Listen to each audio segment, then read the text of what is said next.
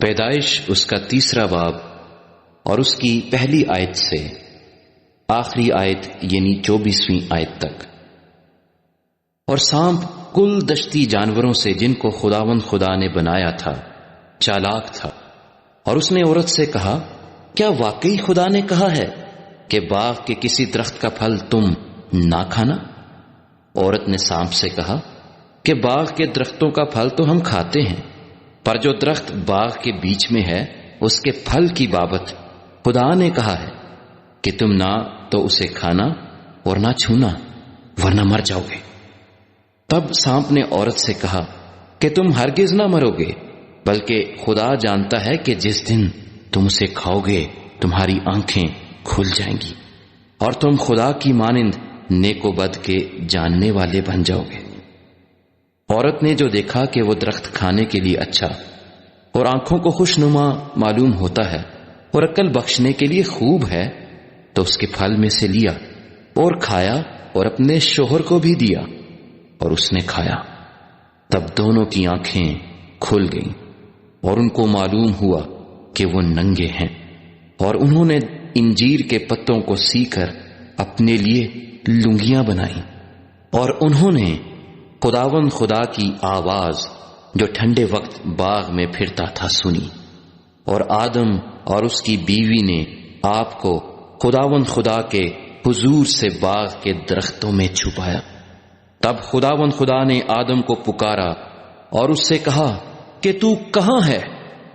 اور اس نے کہا، میں نے باغ میں تیری آواز سنی اور میں ڈرا کیونکہ میں ننگا تھا اور میں نے اپنے آپ کو چھپایا۔ اس نے کہا، تجھے کس نے بتایا کہ تو ننگا ہے؟ کیا تو نے اس درخت کا پھل کھایا جس کی بابت میں نے تجھ کو حکم دیا تھا کہ اسے نہ کھانا؟ آدم نے کہا کہ جس عورت کو تو نے میرے ساتھ کیا ہے اس نے مجھے اس درخت کا پھل دیا اور میں نے کھایا۔ تب خداوند خدا نے عورت سے کہا کہ تو نے یہ کیا کیا؟ عورت نے کہا کہ سانپ نے مجھے بہکایا تو میں نے کھایا۔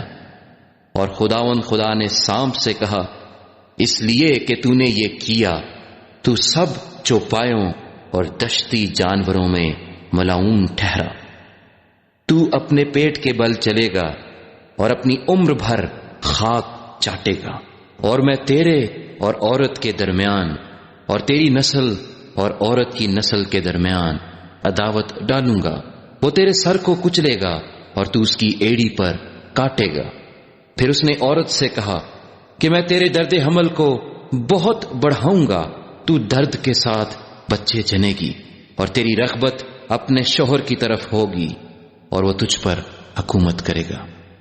اور آدم سے اس نے کہا، چونکہ تو نے اپنی بیوی کی بات مانی اور اس درخت کا پھل کھایا جس کی بابت میں نے تجھے حکم دیا تھا کہ اسے نہ کھانا، اس لیے زمین تیرے سبب سے لعنتی ہوئی۔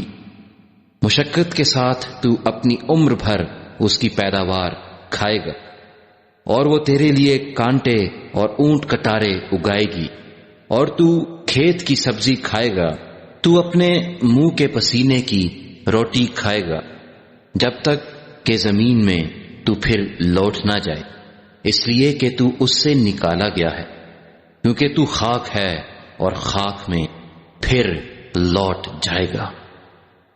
اور آدم نے اپنی بیوی کا نام حوا رکھا، اس لیے کہ وہ سب زندوں کی ماں ہے۔ اور خداوند خدا نے آدم اور اس کی بیوی کے واسطے چمڑے کے کرتے بنا کر ان کو پہنائے۔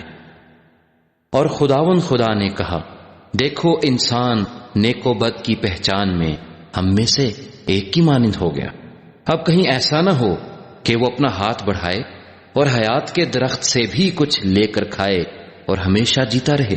اس لیے خداوند خدا نے اس کو باغ عدن سے باہر کر دیا تاکہ وہ اس زمین کی جس میں سے وہ لیا گیا تھا کھیتی کرے۔